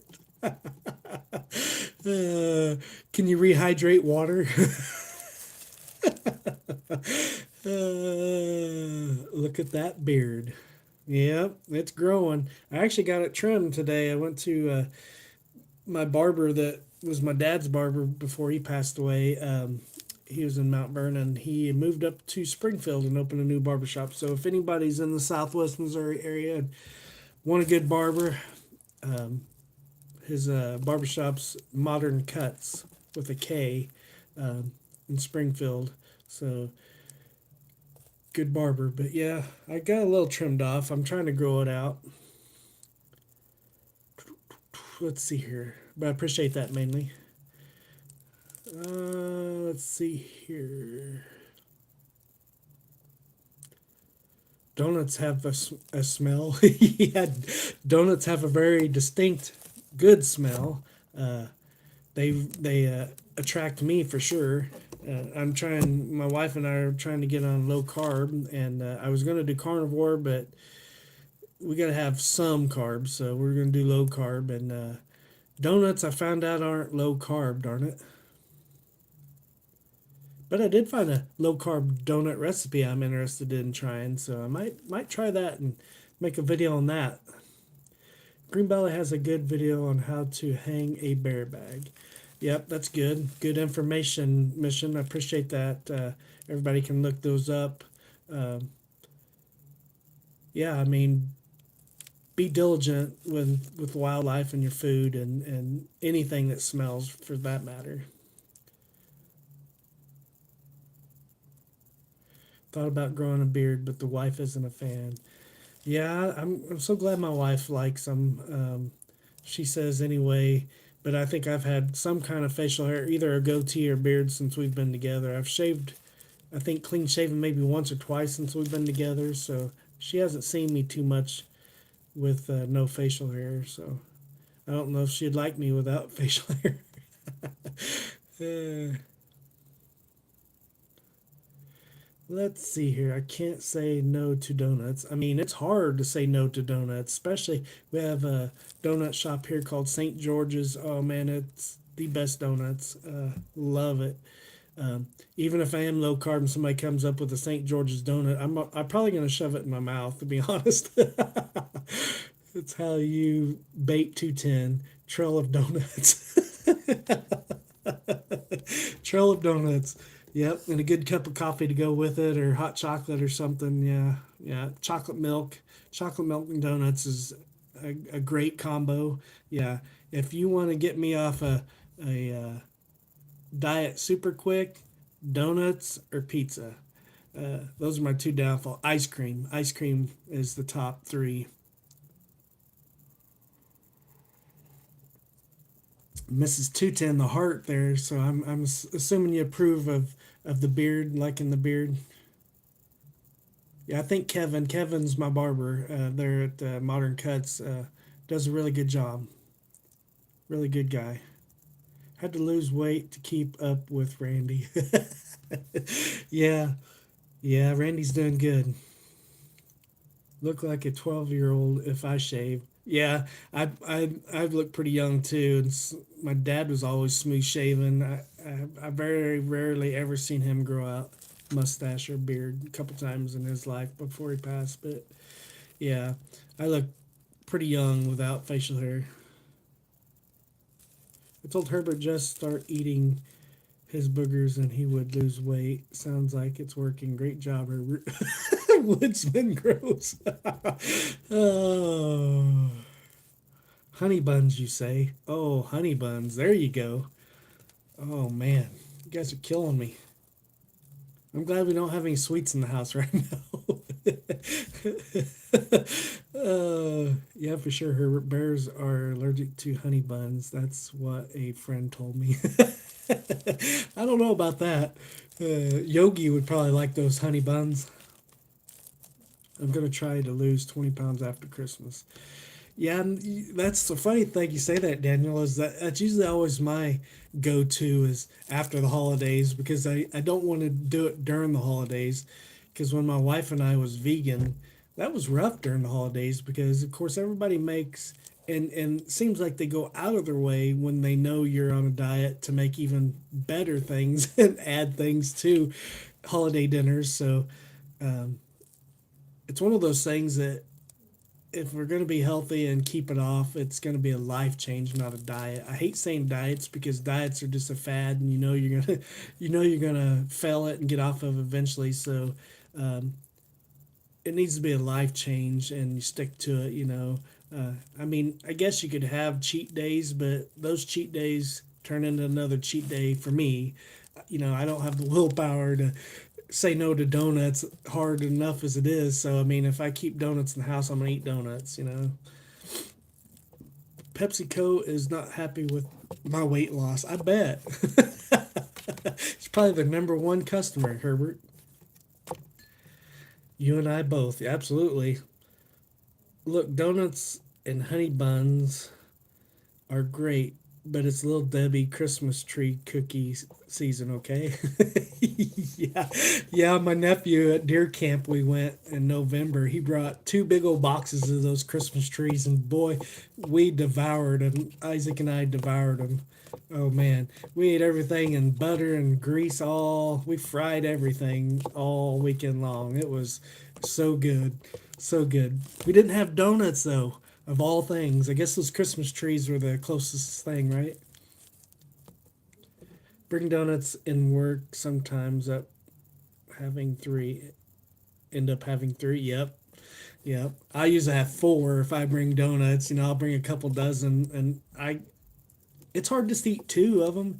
You eat three, and then you got to have one of each kind. And oh man, it's hard. Cake, pie, any sweets. My wife says sugar, and it's true. I should just sit on the couch with a bag of sugar and eat spoonfuls of sugar. I guess that might satisfy my cravings. Donuts and cakes don't bother me. It's the pies. Yeah, I mean, I like cakes too if they're good, moist, good cakes. Pineapple upside down cake is one of my favorite cakes. Yum yum cake. There's a lot of good cakes I love. Boston cream cake. Oh man, I feel weight coming on and I ain't even eating anything. Thanks a lot, guys. You've got my back always. I can count on you guys. Oh man, pies. Oh, cobblers pies. Oh, fudge this time of year. Peanut butter and chocolate fudge. Oh man, we used to eat all day long at work. Yeah, a lot of my works is that way. I mean, that's everybody's love language is their go-to is food. If you have a crappy work life, bring in food. It makes it so much better. Makes everything better. Haven't had a Mountain Dew in over 3 months. Guess the sponsorship is off the table now. Yeah, it's not a good way to get a sponsorship, Herbert. Unfortunately, but well, that would be a good sponsorship if you get it, Mountain Dew. Yeah, that'd be good. Cause you need to get the Mountain Dew amps, the energy drinks, and yeah, all the different versions of Mountain Dew. Man, I like them, almost all of them. Bear is the thing that puts weight on me like nothing else. Oh, beer. I thought you said bear. I was writing so little. I was like, bear? No, beer. Yeah, beer will definitely put weight on you. Yeah. And, what's the point of drinking light beer, too, if you're going to drink beer? I mean, that's kind of like eating ice cream, eating low fat ice cream. It's like, if I'm going to eat ice cream, I'm going to eat ice cream. Or fat-free cheese. What's the purpose of that? I mean, I'd rather give up cheese, ice cream, or beer if that's all you're gonna drink. Not that I don't like some light beers, but the beers I really like used to like. I don't drink beer much anymore, but um, yeah, I mean, it's like I used to say that about diet sodas too, but now that they came out with the zeros, they're a lot closer to regular sodas, so I can drink zeros really good. I used to despise diet drinks. I could not drink them. Hemi Mountain. I make graham cracker pie as a layer of graham crackers and chocolate pudding, layer of graham crackers and vanilla pudding topped with crumbled graham crackers, dab of whipped cream. Oh man, Ken, that sounds great. Oh man, pies, donuts, pastries, no effect. Beer, I'm toast. Mission. Yep. A lot of people don't like the sweets, but they like beer or they like, higher fat stuff, more savory stuff. Biscuits and gravy. That's a big savory thing for me. That's going to be hard to give up. They do have low carb versions of biscuits and gravy that are pretty good, so I'll probably be doing those to help satisfy my craving on that. Biscuits and gravy's a really good thing I like too. We tried to stick to four main food groups: candy, candy canes, candy corn, and syrup.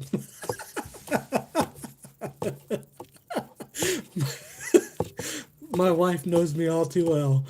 Oh, that's hilarious. What's wrong with that? I don't think there's anything wrong with that. I mean, Reese's Fast Break, Reese's Peanut Butter Cups, uh, Reese's Big Cups, and then Reese's Pieces. I mean, can you go wrong with that? And then wash it down with a glass of milk or chocolate milk? I mean, that sounds good to me. Milk is my fat maker. A quart every night. Let's go. Yeah. And milk helps you sleep, actually. That's why babies like it. If you get up in the middle of the night and can't go back to sleep, yogurt, milk, any kind of dairy will help you go back to sleep. Diet Cherry Coke is coming back full time. Ooh, that don't sound too bad. That don't sound bad at all. I like Diet Pepsi, Cherry Pepsi really well too. That does it, Ken. You're responsible for dessert for Purple Rain Camp in February. Yeah, come on, Ken. You're going to have to bring that dessert.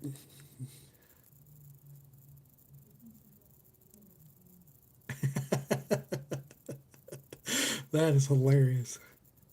Unfortunately, don't drink anymore. I enjoyed it, the taste of it, but bringing out the PSD, so I stick to sodas and monsters now. Yeah, Ken, I totally understand that for sure, for sure. It's just good for not to drink. I mean, once in a while, my wife and I'll get a bottle of wine or something on our anniversary or something, but we call it an adult beverage. We like an adult beverage occasionally, but it's usually wine or something like that. Just watch it. Watch it. I like the white chocolate peanut butter cups. Oh, buddy, yeah, those are really good. White chocolate is got. We like the white chocolate, the flips, uh, white chocolate covered pretzels are really good.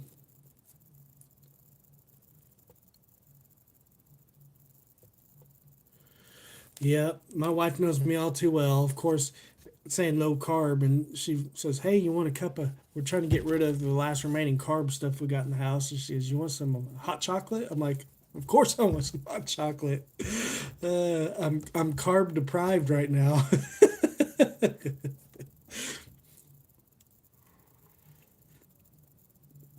But yeah, we got some. We're thinking about packing up a lot of the carb stuff we have is non-perishable. So I was thinking about making a SHTF uh, bin in the basement and packing it all in there for an SHTF to hide the carbs.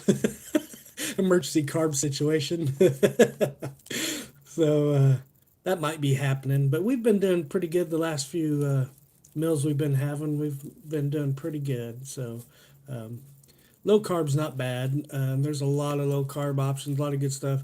Cloud bread. I know Tony is carnivore, but cloud bread, if you do it right, is carnivore.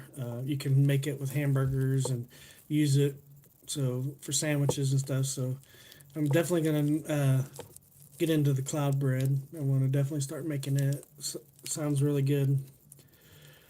My idea of adult beverage is grape juice plus cranberry juice. Hey, now that is good. The pomegranate or the cran grape, yeah, that's good. Pomegranate grape. There's lots of different really good juices that are super good for you.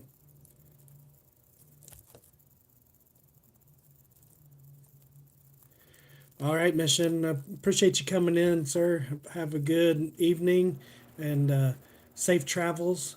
And look forward to your next adventures that you're going to post. Thank you for coming in and supporting the channel. And have a good rest of your week.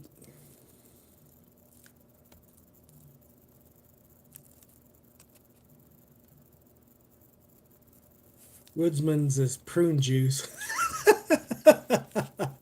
Oh, man. I like prune juice, but you got to be careful with that for sure. And I love prunes. I love the any prune, but the orange infused prunes, and oh man, prunes are so good. I'd rather eat prunes than plum, mainly because most plums that you get here are not ripe, and any fruit or vegetable that's not ripe is not good. So I do like a good prune for sure. Man, this is awesome. I was gonna look at some more articles, but I think we've went over plenty of articles for this time frame, and I'll probably keep this live to about 2 hours or so, unless we keep going on and just don't want to stop. But yeah, I thought sharing articles was a good idea. Um, I know we can always have good conversation, anyways, but I appreciate everybody coming in. I don't drink often, but I do enjoy a Labatt Blue. Labatt, is that Canadian beer? I think I've seen that somewhere before.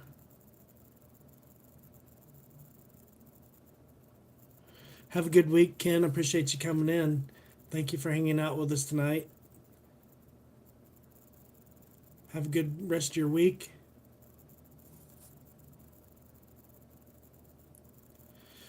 I was 18 when I had my last drink, but I do love a good coffee. Good coffee is good. I like coffee. I like hot teas. I love chai tea really well. I love peppermint tea. I like Earl Grey. I like good breakfast English tea. Um, I love hot teas. I got that love from my grandmother. She drank a lot of hot tea, and my dad liked hot tea as well. But hot tea, coffee, definitely a go-to for sure. Hammock Mountain, appreciate it. Yep, I'm with you on that one. I'd take a coffee over alcohol any day.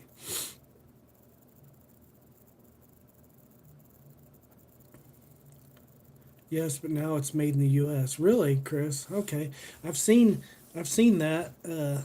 Several people on YouTube drink that beer, so uh, it is pretty popular, especially in the northern states. I know.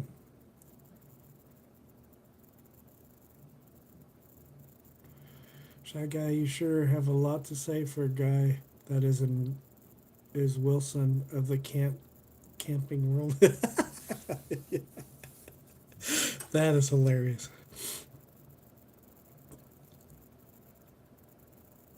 Thanks for coming in, Frank. I appreciate you stopping by. Have a good night and a good rest of your week. Appreciate you being here tonight.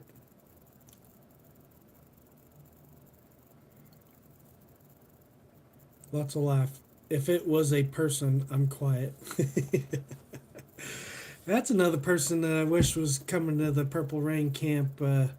Is Chris, shy guy. It'd be kind of cool. I know it's a long trek for you too to make it that far, but hey, we made it to Knoebel, so maybe one of these days you can make it down here to the Purple Rain camp meetup. That would be a lot of fun.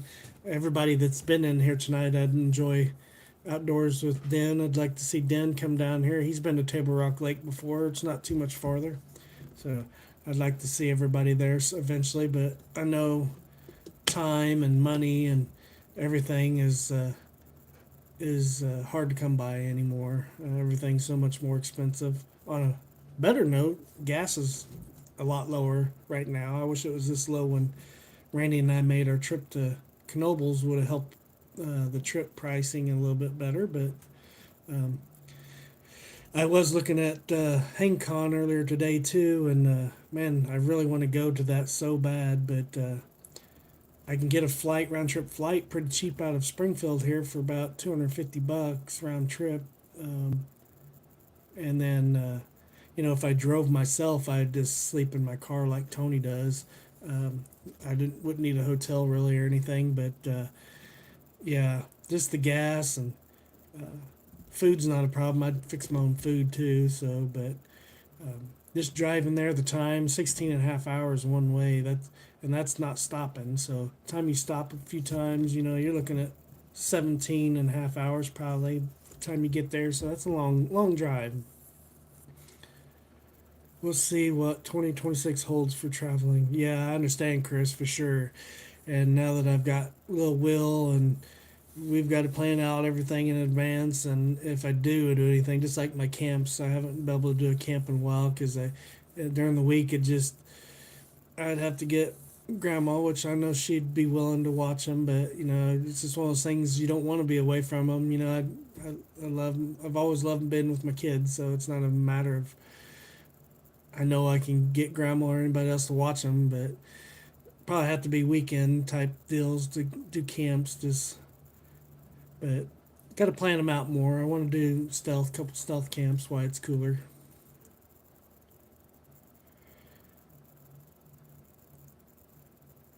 Yep, February meetup is in 2026, Chris. So February 20th, 21st, 22nd, I believe.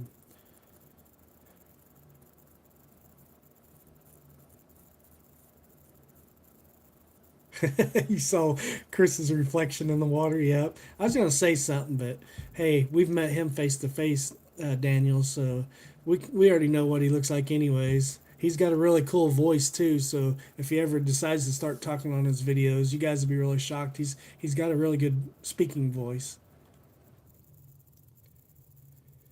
You would fit in with us for sure. Absolutely, Herbert. He would. Yeah, Chris is a really cool guy. I'd like to get to know him a lot more. It was fun talking with him at the meetup at Knobles, and look forward to hanging out with everybody again. It's always fun. I want to hang out with you again, Daniel. It was fun camping with you and Skeeter and Sam and Todd. Had a great time. I appreciate you. That was a lot of fun. So, um, anyone from our community, outdoor community, I would love to camp out with and hang out with. Everybody seems to be really cool and be a lot of fun. Be a great addition to the camp. That's less. Oh, I'll have to go back and look. Yeah. Yep. It's funny. I always look in the background in people's videos too, and I'm always looking to catch things that nobody else sees. Like one of Sean Rewild Outdoors videos, he was in Florida at one of his campgrounds, and he was I can't remember exactly what he was videoing at the moment, but a deer walked all the way back through the background, and I could tell he never knew. Well, I didn't know after he edited it if he had seen it, but he even edited the video and didn't even see the deer. But I said, "Hey, did you see the deer that walked in the background in your video?" And he goes, "No, I didn't. I have to go back and look." So yeah, it was pretty cool. Yep, got to go back and watch the video for sure. Has anybody invited Sam Squatch yet? Yeah, I think Woodsman said something about that earlier. I think he's gonna got him invited. I'm sure we're gonna run into him on that Bigfoot hunt, so I'm looking forward to that. I didn't see the ghost in my video until I was editing. Really? Yeah. There's a couple of your videos are kind of creepy, Chris. But that's one of the things I like. Like Luke from Total Outdoor Gear Review, or the Outdoor Gear Review. I always say total. It's Outdoor Gear Review, the Outdoor Gear Review. But anyways, in the Green Forest where he camps, you know, a lot of people there's no way they'd camp there. It's dark and moist, and if Bigfoot, you know, he's done Bigfoot hunts there. You know, if Bigfoot's real, he'd definitely be there in those woods for sure. But definitely very eerie and spooky woods he camps in. I really enjoy those videos of his. I'll have to go back and watch for the ghost. Yep, you'll have to definitely watch. Um, I like the video of him seeing something unexpected in his camp. I don't know if you remember, if you guys all watched that video of Chris's, but there's something that walks in the background too in a different video. I like that video as well. That was a good one. Yeah, the ghost is when he's camping. Yeah, during hunting season, he put the orange on. Yep, when he was cooking. Yep.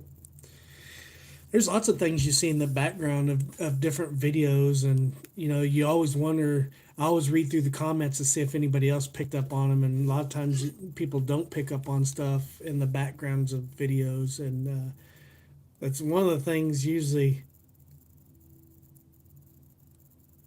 What, David walking in the background? Yeah, I remember you said it was almost like clickbait, but I'm not going to give away what it was walking in the background. But remember, there was something unexpected walking in the background of one of your earlier videos.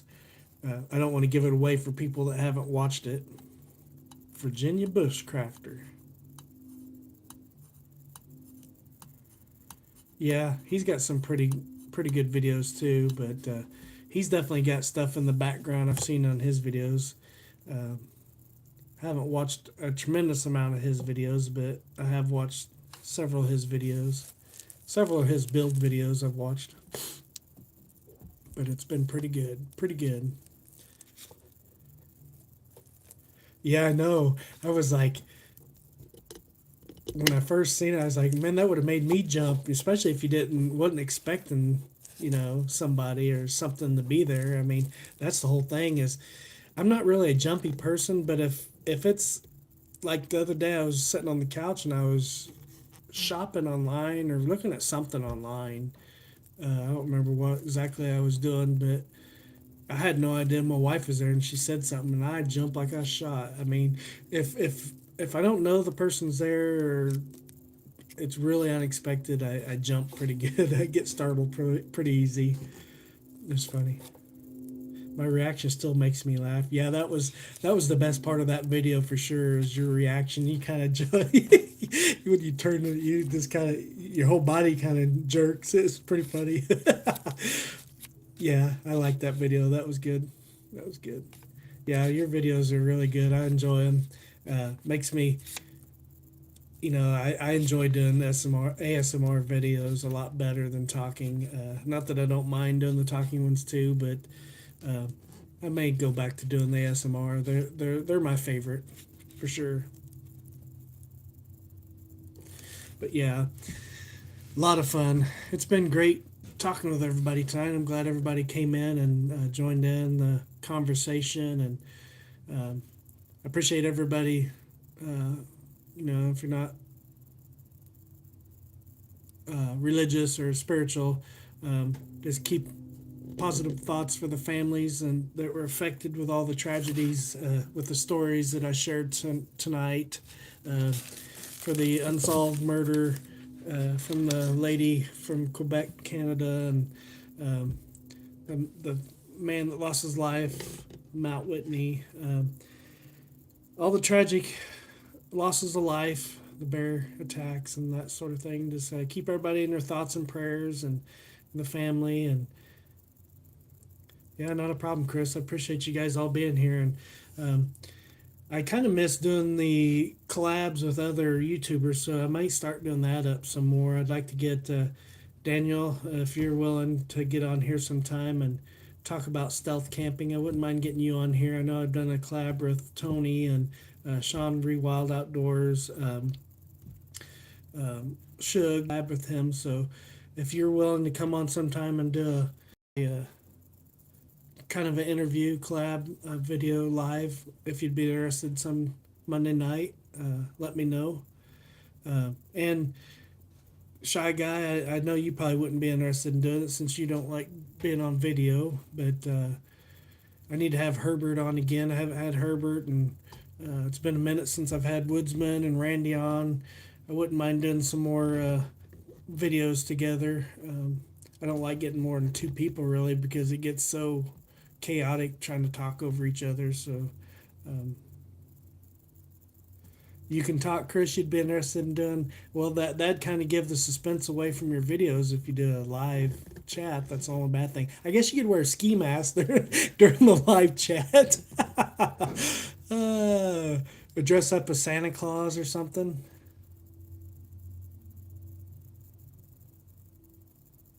If you keep everyone awake, Daniel. Yeah, I'm sure you could. Yeah, I wouldn't mind getting some things together for a questionnaire for stealth camping and just some personal questions or whatever. But maybe make an outline and send to you and have you go over it and see if you'd be willing to do one with me. I'd like to do one with you. I know earlier in Todd's uh, channel, he agreed to doing a live with me, but since he's so busy and big now, I don't know if he's going to have time to do one with me. He said he still would last time I asked him, so I wouldn't mind trying to get Todd Champion to do one with me as well. But yeah, there's a lot of you guys that I'd like to have on here and talk it up, and I think that helps conversation as far as the chat as well. Yeah, you can have just a picture instead of a live feed. Yeah, yeah, I could do that. I could put your channel logo up, picture up, or whatever. Yeah, or just have a yeah your logo that's in here would just show up and it, as you talk. So I could do that for sure. Have a bright light on of his body so you can see his face. Whiteness protection thing, witness protection thing. Yeah, yeah. You don't want to give his identity up for sure. I can peer pressure Todd. There you go, Chris. Do that for me. He's busy, busy, busy. He's got a mustard soda that he just hasn't been able to bring up the strength to drink yet. So he said he would send it to me. So I'm waiting on getting that mustard soda from him. I wasn't going to say what it was, but yeah, he has one. He said he couldn't bring up the courage to drink it. I said, I'll drink it. He goes, well, you have to chug it if I send it to you. Originally, that's what he said. I said, I'll chug it. You know, because if you guys hadn't seen Todd's videos, he threw up chugging one of his sodas. So, but when I agreed to taking it, he says, "Oh, you don't have to chug it." I said, "Well, that's part of it. I mean, you chugged it. I'm going to have to chug it." But I can't imagine it's going to be very good. I wouldn't have mind talking it up with some matter of fact doing a collaboration where you're going to come to Michigan and hang out with Jimmy Boy. Lower Michigan. Long time no see, my friend. Yeah, I ought to do a collab with you, Lower Michigan. Yeah, there's a few other people up in Michigan that we need to visit too. Be nice to have a meetup up there sometime. Can knock out quite a few birds with one stone up there in Michigan, Minnesota too. Minnesota, I mean, wouldn't be too far away, so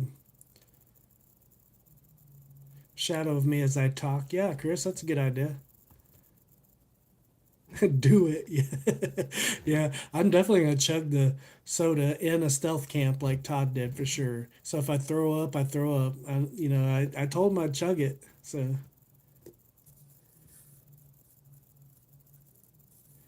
yeah, that's old Hamming Mountain, Jimmy boy, the one and only Jimmy boy.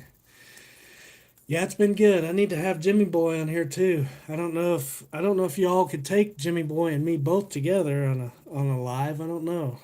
It might be a little difficult. It was difficult for everybody to take Tony and me and Suge and me on a live, but they went well. I enjoyed them both. So yeah, I want to have some. I like having structure on those too, not just where you just chatting it up, which I don't mind chatting it up, but having a basic theme or topic on those lives, I think make the flow go a little bit better. Is that you, Bugsy? I'm speaking into my phone. I'm half asleep and half awake, so I apologize if it's messing up the words. Looking good so far. We're deciphering it so far, Jimmy boy.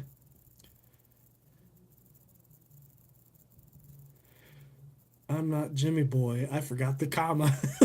Sort of changes the whole comment. That's pretty funny. That's pretty funny. Shy Guy Adventures Hello, do you want to come up and hang out with Jimmy? We can party like 1946.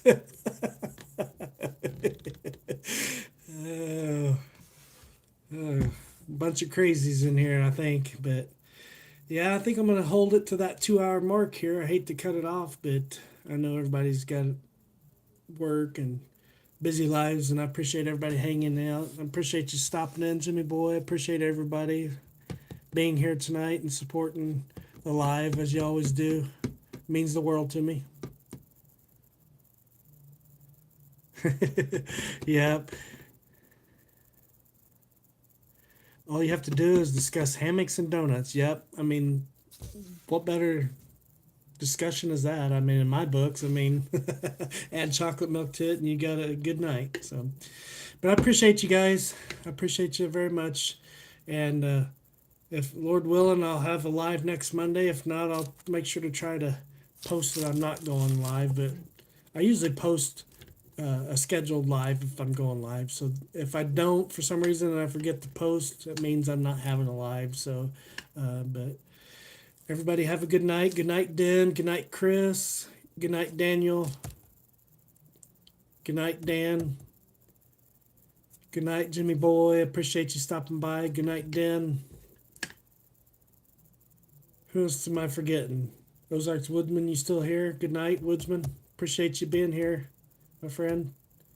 I got a lot of your videos I need to catch up on, and Randy's. I'm short on a couple of Randy's, and I think I'm short on everybody still. I know Minnesota Mike's got some videos I need to catch up on, so I need to get that done.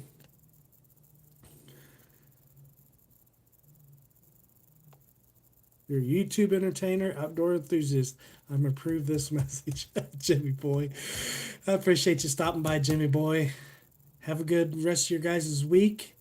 And Lord willing, like I said, I'll see you guys next Monday. If not, have a good week and a good weekend. And God bless everybody. And I'll see you later. Good night, everybody.